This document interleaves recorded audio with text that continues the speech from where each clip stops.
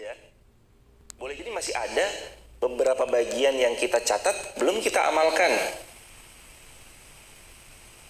Para ulama nggak pindah-pindah ngajinya, itu al-ma'un terus sampai santrinya bosen, lalu kemudian nanya, Pak Yai izin tanya, kenapa kok kita ngajinya al-ma'un terus? Pertanyaan kiainya simpel. Mbah Yai bilang, nah kamu al-ma'un belajar, sudah hafal le? Sudah paham le? Sudah ngerti maknanya le? Sudah diamalkan belum. Ya udah, ayo kita ngaji terus. Tidak akan ini pindah kecuali kita sudah amalkan. Sepowerful itu ternyata. Nggak nunggu banyak gitu lalu diamalin pelan-pelan, enggak, sedikit, tadaburi, dikaji, hafalkan, amalkan. Udah pindah. Jadi nanti selaras, yang diucap, yang dikerjakan selaras. Selalu selaras. Nabi SAW bersabda, ahabbul a'mal indallahi adwamuha wa in qall. Yaqulu Nabi SAW, sesungguhnya amalan yang paling Allah cinta. Kalau sudah Allah menyebut amal ini amal yang paling aku cinta, ahab, yang paling Allah suka, mohon maaf, yang paling Allah suka, yang paling Allah cinta, amalan itu bernama adwamuha wa in qalla. Kamu latih dirimu untuk konsisten walaupun sedikit. Bedanya orang yang akan berhasil dengan orang yang pasti gagalnya, beda di konsistensinya aja jemaah. Sekali lagi diulang, bedanya orang yang terlihat akan berhasil dengan yang terlihat akan gagalnya, bedanya ada di konsistensinya aja. Konsisten. Kembali dalam ayat, in aradna illa ihsanau wa taufiqa. Mereka datang kepada Nabi Muhammad, lalu mereka mengucap bahwa kami ingin daripada kebaikan dan perdamaian, tapi ternyata mereka hanya berpura-pura. Bukan karena kami meyakini kebenaran keputusan baginda Nabi SAW, tapi karena mereka berpura-pura kepada baginda SAW. Dan zaman Nabi itu banyak ya jemaah, orang yang tampilnya tuh tampil seolah beriman, ternyata di belakang mereka mengkhianati Rasulullah. Abdullah bin Ubay bin Salul salah satunya. Namanya tuh bagus ya hadirin. Namanya aja Abdullah, hambanya Allah. Beliau sholat di belakang Nabi. Tapi Abdullah bin Ubay bin Salul ini adalah tokoh munafik pada zaman itu. Di depan aja seolah ia sekata sama Nabi, ternyata di belakang membahayakan. Ternyata di belakang support Nabi SAW. Wal'iyadzubillahi min dzalik. Summa na'udzubillahi min dzalik. Ulaika alladzina ya'lamullahu ma fi qulubihim.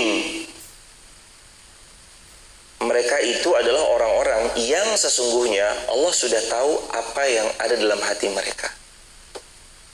Poin yang keempat, sesungguhnya Allah sangat tahu apa yang ada di dalam hati setiap hamba. Nomor 4, sesungguhnya Allah sangat tahu apa yang ada di dalam hati seorang hamba. Gak bisa kita berbohong di hadapan Allah. Membohongi manusia bisa, tapi membohongi Allah tidak. Manipulatif kepada hambanya bisa, tapi kepada Robnya tidak. Manusia bisa kita kadali, tapi Allah tidak. Manusia bisa kita curangi, tapi Allah tidak. Manusia bisa kita tipu, tapi Allah tidak. Dan sekali-kali jangan coba-coba kita berusaha menipu Allah. Wa makaru wa makarallah wallahu khairul makirin. Kalian mencoba berbuat makar terhadap Allah, Tapi mereka lupa Allah sebaik-baik pembalas, Allah sebaik-baik pembuat makar, dan Allah sebaik-baik pembalas atas makar-makar yang mereka kerjakan. Quran surah Ali Imran, Wallahu khairul makirin. Ya'lamullahu ma fi qulubihim. Dan ini pengingat yang kuat untuk tiap-tiap hamba bahwa Allah mengetahui setiap apa yang ada dalam hati kita. Jadi kita mau gimana pun ya Allah tahu, hadirin. Mau jahar atau kita sir, Allah tahu. Mau baik itu terang-terangan ataupun kita sembunyikan, Allah tahu. Kita bicara di hadapan skup kecil atau kita berbicara di hadapan orang yang banyak lagi ramai, Allah tetap tahu. Allah tahu hati yang lalai, Allah tahu hati yang taat, Allah tahu. Dan Nabi SAW mengindikasikan kalau satu ini baik, hampir bisa dikatakan 99% semuanya akan baik. Tapi kalau satu hal ini buruk, 99% semuanya akan buruk. Kata Nabi dalam hadis Muslim, yaqulu Nabi SAW, ala inna fil jasadil mudghah, ketahuilah dalam tubuhmu ada segumpal daging. Idza saluhat saluhal jasadu kulluh wa idza fasadat fasadal jasadu kulluh, ala wahyal qalb. Kalau baik baik semuanya, kalau buruk nanti buruk semuanya. Ketahuilah segumpal daging itu bernama hati, qalb, qalbun. Sampai-sampai kita ingat ayat di mana Allah Subhanahu wa taala berfirman, Asy-Syu'ara ayat 9, Asy-Syu'ara ayat 89, illa man atallah, illa man atallaha biqalbin salim, kecuali siapa yang dia pulang ke pangkuan Allah membawa hati salim, yang selamat. Qalbun salim, hatinya selamat. Ciri hati selamat ada 3. Yang pertama, pandai bersyukur. Yang kedua, tidak dengki atas nikmat yang dimiliki orang lain. Syukur, tidak dengki, dan ciri hati selamat yang ketiga adalah hati yang menginginkan kebaikan kepada siapapun. Syukur, tidak dengki, menginginkan kebaikan. Tentu sesuai dengan apa yang Allah ridhoi, hadirin. Kayak gitu ya, hadirin. Fa'arid anhum. Allah perintahkan, nanti kalau kalian ketemu sama orang modelan seperti itu, ketemu orang-orang modelan yang munafik-munafik itu, fa'arid anhum, berpalinglah kamu dari mereka. Perintah Allah, fa'arid anhum, palingkan dirimu dari mereka. Palingkan di sini maknanya juga artinya jaga jarak, jangan dekat-dekat. Kalau kita ketemu sama orang yang tidak amanah, yang curang, yang culas, jaga jarak, jangan dekat-dekat. Tapi kan setiap orang berpotensi untuk tobat. Iya, biarkan dia bertobat. Tapi kalau memang kita bertemu sama orang-orang yang ada indikatornya, indikasinya munafik, fa'arid anhum. Allah perintahkan, berpalinglah kamu dari mereka. Wa'idhum, dan berilah mereka nasihat. Wa qul lahum fi anfusihim, dan katakan kepada mereka qaulam baligha, perkataan yang membekas pada jiwanya, mudah-mudahan mereka berkenan berubah. Jadi nomor 5, sikap kita saat berjumpa dengan orang munafik. Atau jangan-jangan itu diri kita lagi, jamaah, astagfirullah wa natubu ilaih. Semoga kita terhindar dari sifat munafik. Kalau ketemu sama orang yang punya karakter 3 tadi, ingkar janji, berkhianat, omongannya nggak selaras dengan perbuatannya, nggak selaras dengan yang dia ucap, karena dia berdusta dengan ucapannya. 3. Yang pertama, fa'arid anhum. 5.1, berpalinglah. Berpaling, jaga jarak, tidak lagi sering-sering terlihat bersama dengannya, menjauhlah.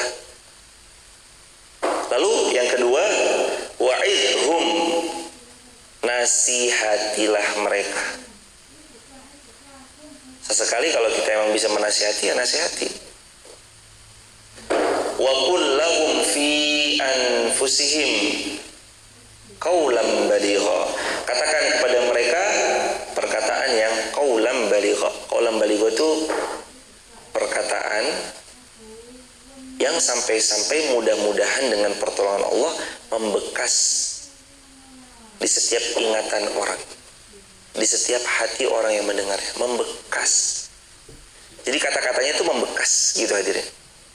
Ada bekasnya. Jamaah rasakan betul perbedaan antara kata-kata yang nanti akan membekas dengan tidak.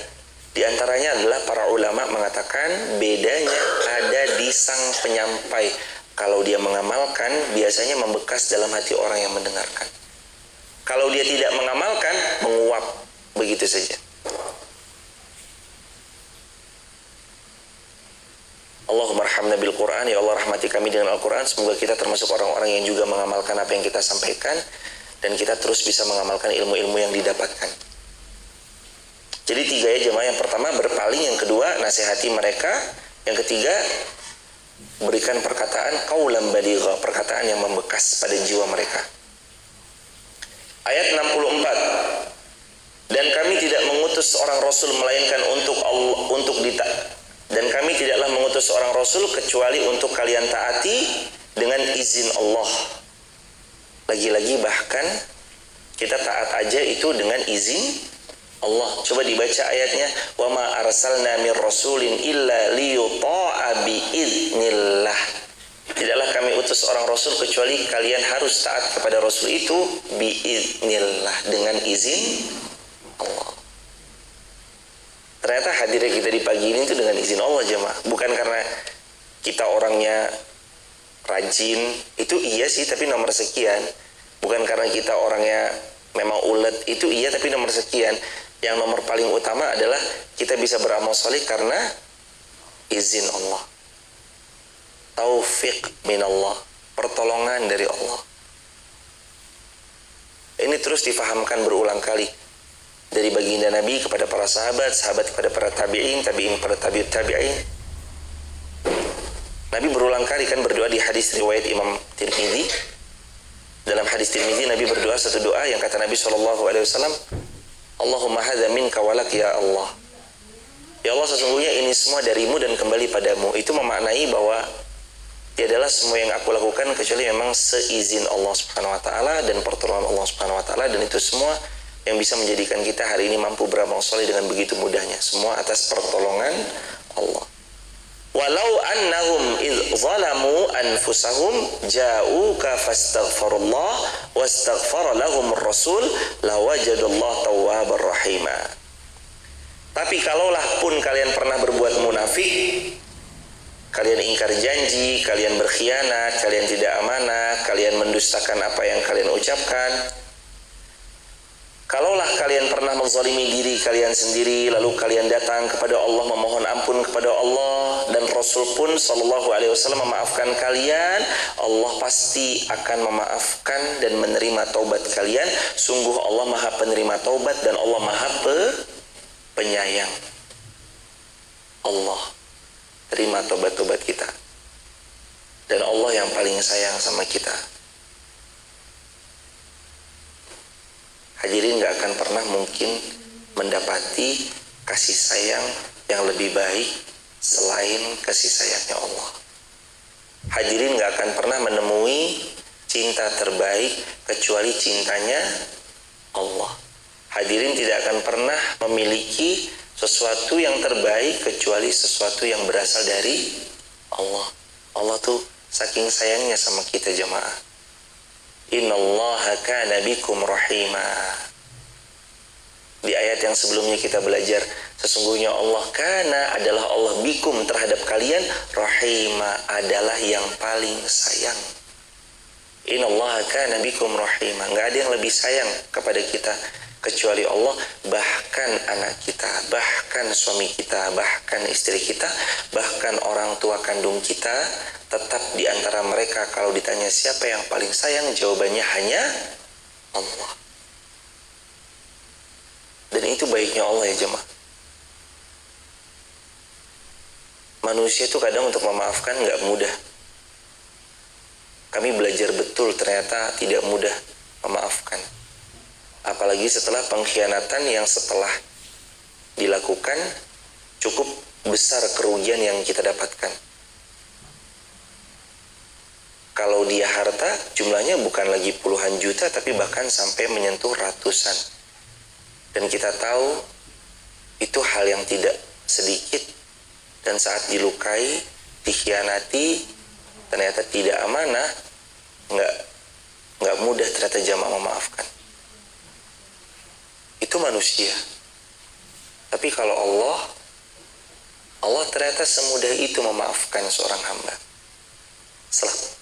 Selama hamba itu ada kaitan urusannya sama Allah, maka dia cukup astagfirullah wa atubu ilaih, tulus dalam hati, Allah maafkan.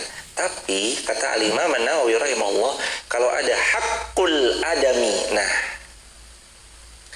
kalau urusan kalian masih ada sangkut pautnya hakul adami, hak sesama anak Adam, tidak akan pernah dia diterima taubatnya sebelum dia minta maaf dan mengembalikan hak-haknya anak Adam tersebut. Jadi kalau kaitannya hakul adami, nggak akan pernah dimaafkan sama Allah sebelum haknya anak Adam tertunaikan. Contoh, hutang. Contoh, mengambil buahnya orang. Contoh, mengambil sandalnya orang. Contoh, beliau pernah membawa kabur uangnya orang. Sebelum haknya anak Adam diselesaikan, Allahu Akbar walillahil hamd, tertahan dia. Jadi rutenya gimana kalau ada hakul adami? Selesaikan sama anak Adam. Dia punya hutang sama saya, selesaikan dulu. Beristighfar, bisa tetap aja Allah mah, ya kita harus fair dan harus adil. Kalau dia beristighfar, Allah mah Maha Pengampun. Tapi selama ada hakul adami yang belum terselesaikan, wajib bagi dia menyelesaikan hakul adami tersebut. Tidak boleh tidak. Wajib menyelesaikan hakul adami tersebut. Tidak boleh tidak. Harus jemaah. Di antara kebaikannya Allah saking pemaafnya, bahkan pun orang yang telah melakukan dosa besar aja, Allah maafkan.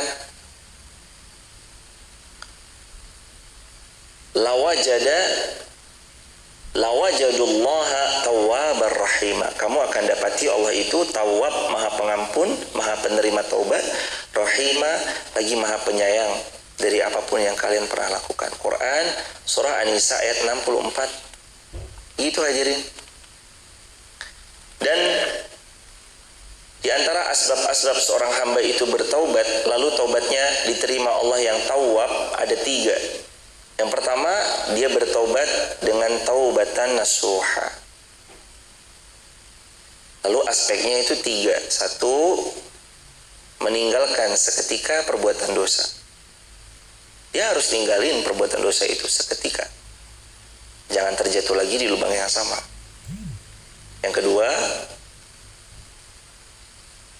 dia harus berjanji untuk tidak mengulangi. Dia harus berjanji untuk tidak mengulangi. Yang ketiga, dia harus mengisi hari-hari setelah taubatnya dengan amal salih. Lah kok ada orang bilangnya taubat tapi tetap jatuh? Yo, itu kita apresiasi taubat pertamanya hadirin, tapi kalau bisa ya jangan jatuh. Kita apresiasi taubatnya, tapi kalau bisa ya jangan jatuh lagi. Jangan jadi yang mempermainkan taubat, tapi kalau udah taubat ya yang genah taubatnya hadirin, yang jujur dalam taubatnya. Sudah bertobat, udah jangan jatuh lagi ke lubang yang sama. Udah udah tinggalkan seketika, dan udah dia harus berjanji untuk tidak mengulangi tobat-tobatnya itu kembali. Az-Zubair berkata, la yu'minuna hatta yuhakkimuka fiha syajara bainahum. Kata Az-Zubair, beliau mengatakan, belum beriman seseorang, tidak disebut sebagai orang beriman seseorang itu sampai mereka menjadikan Allah dan Rasulnya sebagai hakim atas perkara yang diperselisihkan. Ini maksud daripada ayat yang sebelum-sebelumnya juga kita dapatkan, fa in tanaza'tum farudduhu ilallahi war rasul. Kalau kalian berbeda pendapat, maka hendaknya kalian kembalikan kepada Allah dan Rasulnya. Belum disebut beriman sampai-sampai kita menjadikan Allah dan Rasulnya sebagai hakim terhadap perkara yang sedang diperselisihkan. Orang berselisih itu banyak sebab. Ada yang karena faktor ekonomi mereka kemudian berselisih, karena kepemilikan harta kemudian mereka berselisih, gara-gara tanah mereka berselisih, gara-gara seorang perempuan kadang mereka berselisih, gara-gara faktor kerjaan mereka berselisih, gara-gara berusaha untuk ini, banyak faktor. Apa yang menjadi tolak ukur terbaik saat pandangan subjektif manusia itu sudah tidak bisa lagi mengatasi persoalan dan perselisihan? Tentu jawaban terbaiknya adalah kembali kepada Allah dan Rasulnya. Jadi kita udah punya takaran, udah punya balancing. Balancing kita adalah perkataan apa yang Allah inginkan, firman Allah, dan apa yang Nabi sabdakan dalam hadis-hadis otentik. Itu jamaah timbangan tolak ukur kita. Terus Al-Imam Bukhari meriwayatkan dari Urwah rahimahullah, ia berkata, Az-Zubair pernah bersengketa dengan seorang Ansor mengenai saluran air yang ada di Hurrah, satu tempat di kota Madinah. Nabi bersabda, siramlah kebunmu wahai Zubair, lalu salurkan kepada tetanggamu itu. Kemudian orang Ansor itu berkata, ya Rasulullah SAW, apakah karena ia adalah anak pamanmu sehingga ia didahulukan? Maka wajah Nabi pun berubah seketika menunjukkan Nabi sedang marah. Maka lalu kemudian bersabda, wahai Zubair, siramlah kemudian tahanlah air hingga mencapai pangkal-pangkal pohon. Kemudian barulah engkau alirkan air itu ke tetanggamu. Maka Nabi memberikan kepada Zubair semua haknya dalam putusan yang tegas ketika orang Ansor membuat beliau marah. Padahal sebelumnya Nabi SAW mengarahkan keduanya kepada putusan yang mengandung keluasan bagi keduanya. Rahmat yang luas, luaskan dan jangan dipersempit.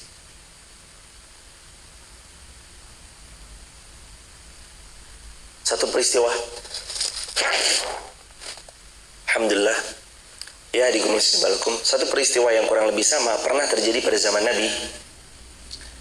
Seorang Badui masuk ke masjid Nabi jamaah, ke depan dekat imaman Nabi dan mimbar Nabi, lalu dia kencing di situ. Sahabat udah emosi mau dipukulin ya, orang Badui yang kencing sembarangan. Lalu kata Nabi, da'hu, biarkan dia menyelesaikan hajat buang air kecilnya. Da'hu, biarin dia. Ini Badui ini udah ketakutan, sambil dia buang air kecil sambil ketakutan nih Badui, sambil dia melihat sahabat nih mukanya kayak kurang bersahabat, karena memandang wajahnya dengan raut amarah yang luar biasa nih. Akhirnya Badui ini selesai, dia terus kemudian minta perlindungan dari Nabi. Terus Nabi bilang, bukan kayak gini ya, tempat ini tuh bukan buat buang air kecil ada tempatnya, ini tempat sholat. Habis itu Nabi suruh perintahin sahabat bawa pasir, tutup timbun nih, dibersihkanlah dan seterusnya. Lalu terus kemudian Nabi SAW mendengar laki-laki Badui ini karena merasa diamankan sama Nabi. Orang Badui ini sampai bilang gini, ya Allah, rahmati aku dan Muhammad saja, yang lain jangan dikasih rahmatmu ya Allah, kata orang Badui ini. Lalu Nabi meluruskan perkataan orang Badui ini, wahai fulan, jangan kamu sempitkan rahmat Allah yang luas. Jadi apa yang memang sebenarnya luas menjadi rahmat Allah itu jangan disempitkan. Kalau bisa kita luaskan, jangan disempitkan. Apa yang menjadi rahmat Allah ya luaskan. Kalau memang itu spesifik secara makna, artinya rahmat Allah, ar-Rahmannya Allah adalah untuk seluruh manusia, rahimnya Allah adalah untuk orang-orang beriman, maka kembalikan itu kepada bagaimana para ulama menceritakan hal itu, nggak ada masalah. Tapi yang udah luas jangan disempitkan. Ini makna juga daripada bagaimana Allah Subhanahu wa taala memberitahu kepada kita dalam ayat tersebut. La wajadullaha tawwabar rahima. Kamu akan dapati Allah itu Maha Tawwab, penerima tobat, rahima, lagi Maha memberi ampun. Allahumma arhamna bil Quran. Ayat ke-65. Maka demi Allah, mereka tidak beriman sebelum mereka menjadikan engkau Muhammad sebagai hakim dalam perkara-perkara yang mereka perselisihkan, kemudian tidak ada rasa keberatan dalam hati mereka menerima keputusan. Dan hadirin, kalau Rasul sallallahu alaihi wasallam sudah memutuskan satu perkara, nggak boleh kita berat hati menerimanya. Nggak boleh kita berat hati menerimanya. Harus diterima, hadirin. Kalau Allah udah menetapkan satu perkara, terima. Rasul sudah menetapkan satu perkara, terima putusannya Rasulullah sallallahu alaihi wasallam. Itu yang menunjukkan kadar keimanan kita kepada Allah dan Rasulnya sallallahu alaihi wasallam. Ayat 66. Dan sekalipun telah kami perintahkan kepada mereka, keluarlah kamu dari kampung halamanmu, ternyata mereka tidak akan melakukannya kecuali sebagian kecil dari mereka, dan sekiranya mereka benar-benar melaksanakan perintah yang diberikan, niscaya itu lebih baik bagi mereka dan lebih menguatkan iman mereka. Rasulullah SAW menyuruh mereka untuk meninggalkan daripada circle-circle mereka, keluarlah dari kampung halaman mereka, karena kalau mereka ada di kampung halaman itu, mereka sulit bagi mereka nanti untuk mendapatkan perubahan itu, agak-agak sulit. Makanya Nabi SAW itu perintahkan jamaah untuk keluarlah kamu dari kampung halamanmu, kalau kamu taati, kamu pasti dapatkan yang terbaik. Ini poin yang keberapa jadi sekarang? 6. Poin yang ke-6, pentingnya lingkungan. Pentingnya mencari lingkungan yang baik. Sampai-sampai ada kalimat ini, teman-teman tulis di kolom komentar ya. Ajaru qablad dar. Dalam kaidah ada sesuatu yang berbunyi ajaru qablad dar. Pilih dulu rumah, ajaru qablad dar.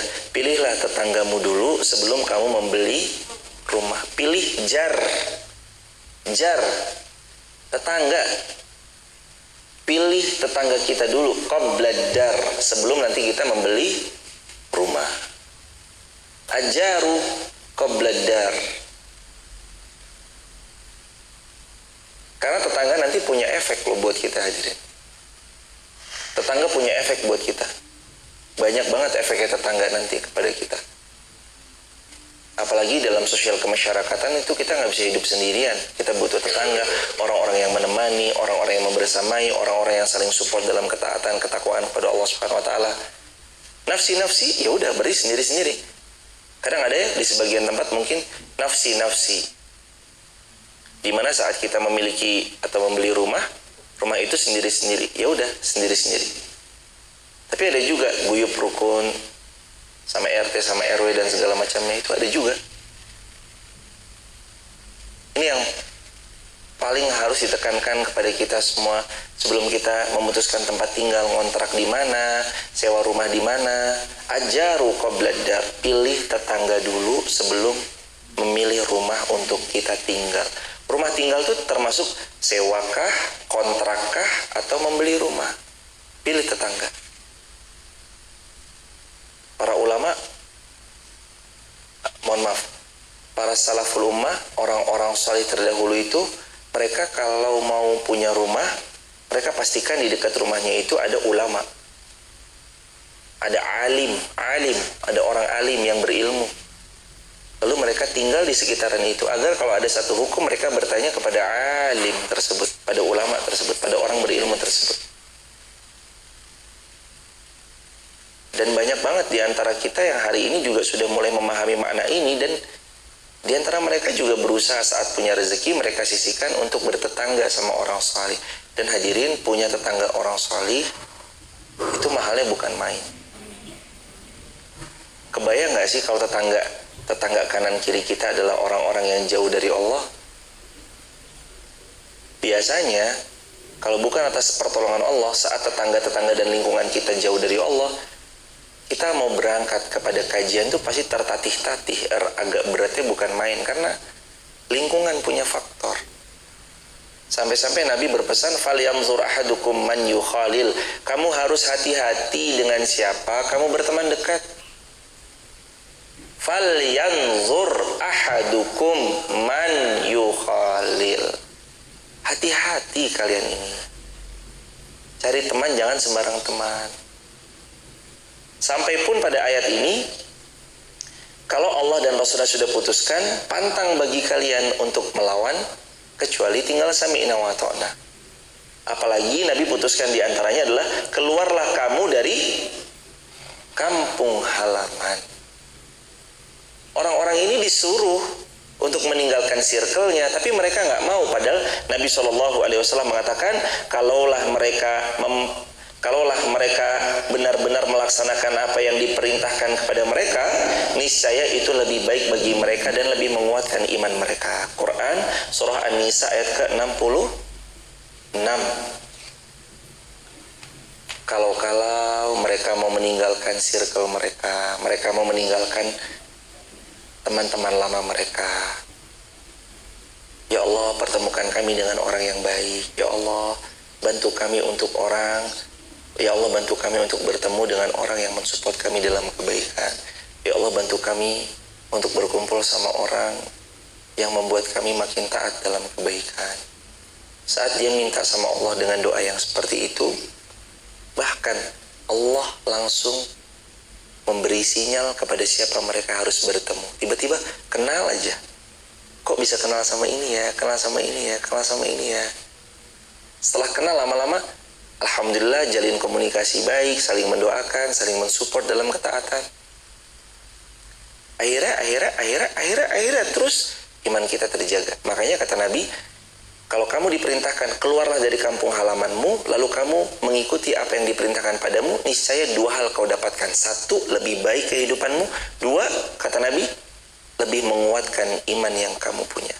Allah berfirman, mohon izin, itu lebih menguatkan iman yang kamu punya. Jadi yang pertama, kehidupan yang lebih baik didapat. Kedua, iman yang lebih kuat. Kalau kita menjaga circle kita dapat dua. Kehidupan yang lebih baik, iman yang lebih kuat. Maka teman-teman, kalau mungkin sekarang teman-teman lagi berproses sendirian, seolah seperti nggak ada teman, sudah saatnya ayo kita cari teman, kita cari circle. Saya di luar negeri, Ustadz, ada insya Allah. Dimanapun kita tinggal, selalu akan ada kebaikan. Dan jangan pernah berhenti dari satu amal baik yang selama ini kita dawamkan. Dan itu ujian ya jamaah. Ujian buat kita adalah, dalam kebaikan itu pasti ada ujian kesabaran. Makanya Allah sudah tahu, lalu Allah berfirman dalam Al-Quran surah Al-Kahfi, "Wasbir nafsaka ma'aladzina yad'una rabbahum bilghadati wal 'ashyi yuriduna wajha." Kamu harus banyak-banyak sabar ya kalau nanti kamu berjuang dalam dakwah. Pagi, siang, sore, malam, yuriduna wajah. Hanya berharap ridhonya Allah, bukan berharap cuan. Bukan berharap keuntungan.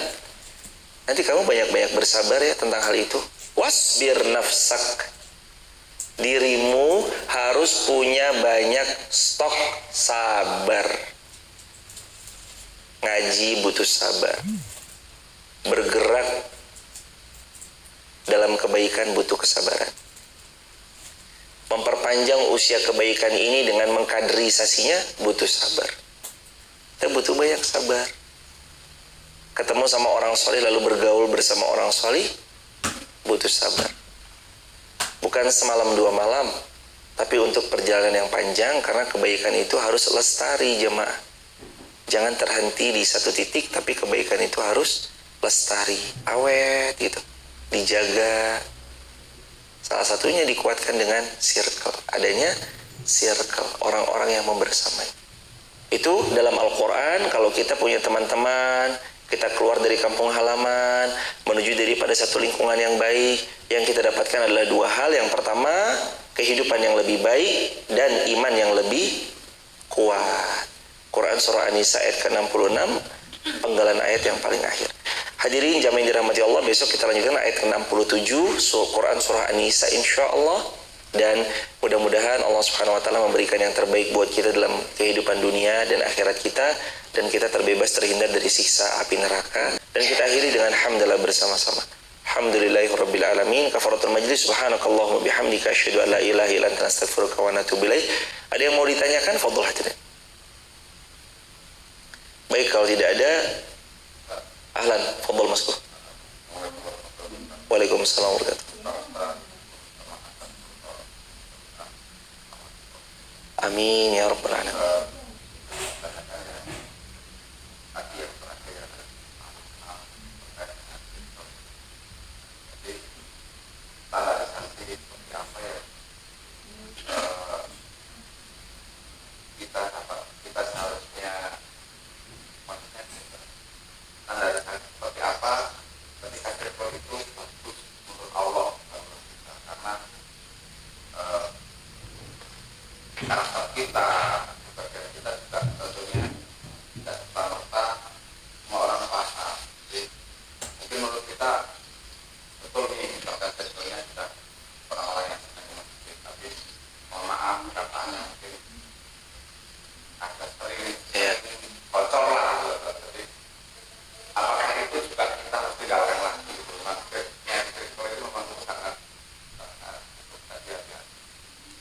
Jazakumullah Mas Edi, semoga keluarga dimuliakan Allah, diberkahi Allah, dilancarkan dunia akhiratnya. Apa ciri-ciri circle yang diridhoi Allah? Kata Nabi SAW ada 2 ciri-cirinya. Di antara yang pertama adalah membuat engkau semakin dekat dengan Allah. Jadi ciri yang pertama di antara yang Nabi sering-sering sabdakan adalah seseorang yang bila mana kamu berdekatan padanya membuat engkau semakin taat kepada Allah Subhanahu wa taala, auka maqal. Yang kurang lebih intinya begitu. Makanya Nabi pernah bersabda, la tusahib illa mu'min. Bersahabat dengan orang beriman, karena orang beriman yang membuat kamu semakin dekat dengan Allah. Berkumpulnya kita dengan beliau makin membuat kita dekat sama Allah. Obrolan kita semakin membawakan tema-tema yang membuat kita makin dekat dengan Allah. Itu yang pertama. Lalu 2 ciri, yakni ciri yang kedua adalah membuat kita terjaga, terhindar dari dosa. Itu ciri yang kedua. Membuat kita terjaga, terhindar dari dosa. Ya mungkin dalam circle kadang ada aja ya berusaha setir yang membicarakan orang lain mungkin, lalu terus kemudian kita nggak ngambil pusing dengan hal itu, lalu kita bilang, udahlah, nggak usah bahas tentang yang lain lah, udah fokus aja, ayo yang di depan apa, ayo kita gas.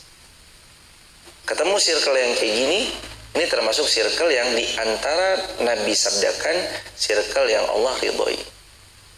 Karena kita wa'tasimu bihablim minallah, berpegang teguh itu habl, dengan tali yang sangat kuat dan kokoh kepada Allah. Wa'tasimu bihablillahi jami'ah, dan hendaknya setiap kali itu berpegang kepada tali Allah jami'ah semuanya. Tali Allah ini adalah saat dimana kita menjalankan perintah, menjauhi larangan, lalu kembali kepada circle, karakter dan indikasi circle seperti apa yang Allah suka. Saat kita bergabung dengannya makin dekat sama Allah, saat kita bergabung dengannya terjaga dari perbuatan dosa. Itu circle yang baik yang harus kita punya. Lah kalau di circle itu malah jadi pindah gibah doang, wah ya ini PR jemaah. Di circle itu malah membuat sesuatu yang indikasinya dosa, bergosip, bergunjing, maka sudah saatnya mungkin dicukupkan.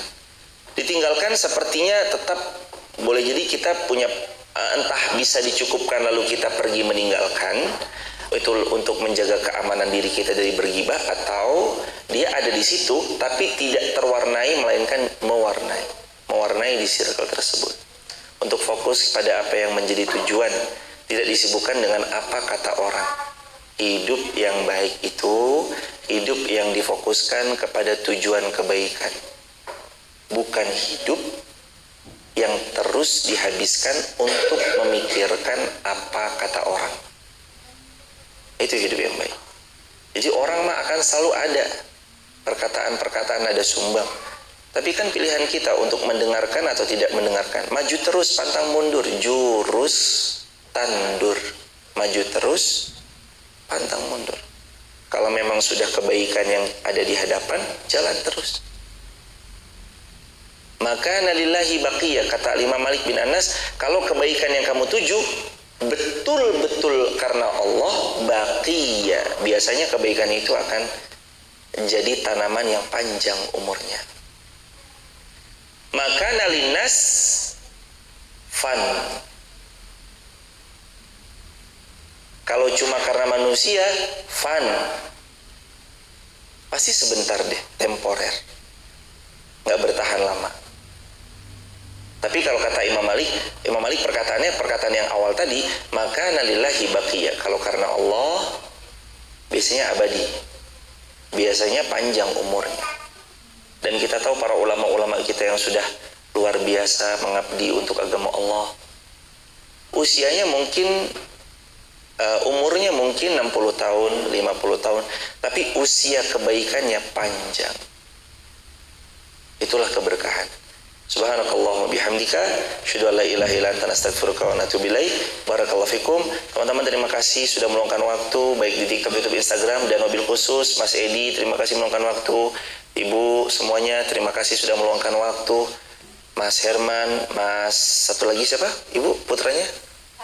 Mas Fahri, makasih meluangkan waktu. Semoga Allah memuliakan kita bersama-sama dan Allah menjadikan kita min ahlil jannah, min ahlil khair.